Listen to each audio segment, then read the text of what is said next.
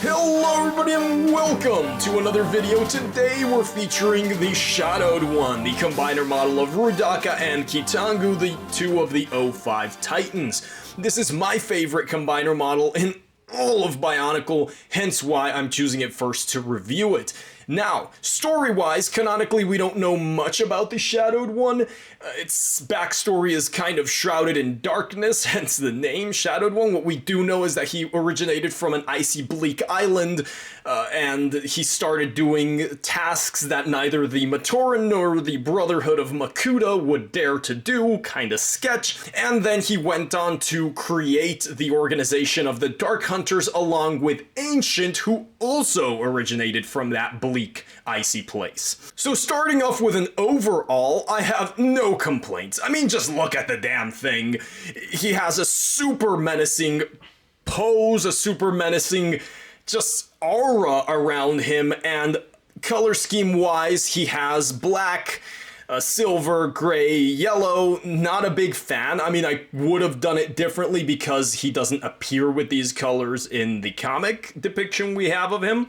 So I would have done something a little different, kind of giving me like, you know, Stanley Power Tool type of vibes, but maybe that's just an exaggeration on my part.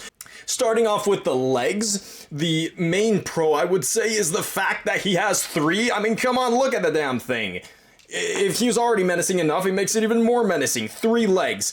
And the fact that it gives him really good stability. So definitely the main pro of the legs would be the fact they're 3. The other pro I would say about the legs is that they're actually well built. They're well armored up. Despite having to armor up 3 legs within the build, they definitely did it well.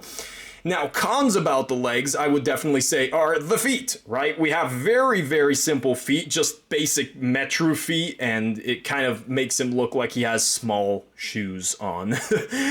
I don't know, not a big fan. Other con I would say is the color scheme specifically on the legs. The fact that the third leg behind has a different color of Metru foot and kind of inconsistent coloring when it comes to the 3 legs. I would like to see a little more consistency there. Moving on to the torso. Main pro I would say about it is definitely the way it's pushed forward like this. If you can see, it's super robust, it looks thick, right? But they were able to do that without using too many pieces because they just pushed it forward with a lift arm piece. Loving that. Other pro I would say is the fact there is not much armoring here on the sides, which allows you to grab it really easily and have like a handle where you can hold it from and move your figure without altering its pose if you're moving it from place to place. Definitely helped me a lot when setting up this video. Biggest con I would say about the torso is the fact they reuse the chest armoring idea from Rudaka. Now, it's not that it looks bad, it's just the fact they reused it. They could have done a lot of other things, like use these for shoulder pauldrons instead of the chest. They could have done differently, and they just decided to reuse it. Moving on to the head, the main pro I would say is its design and aesthetic is the main pro, because they were able to make it look really similar to that of the Shadowed one in the depiction we get in the comic. So that's the main pro. The headdress gives it a super cool look, all coming in together with the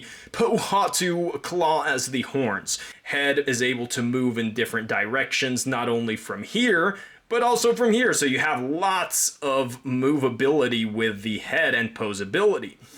Moving on to the cons of the head, I'm gonna just circle back and say that they are reusing the same design idea as Rudaka's head. I feel they could have done at least something differently, although it does look similar to what we know the Shadowed one looks like. I just think it looks really similar to Rudaka's, and we have a jaw that doesn't even move. And the other con I would say of the head is the fact that it has a long neck. I know I said I liked it for posability, but I have to include it as a con because its posability you can't really use, or you won't really use because it just looks awkward. Why would you pose it like this? It just looks like a big tittied grandma. I don't like it. It looks weird, right? And it's just posability you're not going to use. It leaves open the big gap right there. I think they could have just done with a normal standard head connection instead of doing this. Moving on to the arms, the main pro I would say is the claws. We have claws on both arms with an opposable thumb on both of them. Definitely a rare feature to see in combiner models or sets in general. So that is an A+ for aesthetics and posability and everything, because it's just so cool, right? And the other pro I would say, significant pro and the main pro, is the weapon. Now, while simple, I'm not going to complain because they didn't have much to work with in terms of weapon pieces. It's just a pterodax blade, but it comes together as a really cool looking staff. Look at that. Really, really good looking staff that doubles as a Rotuka disc launcher. You put the Rotuka disc in and you tug on the pterodax blade, make that thing go flying.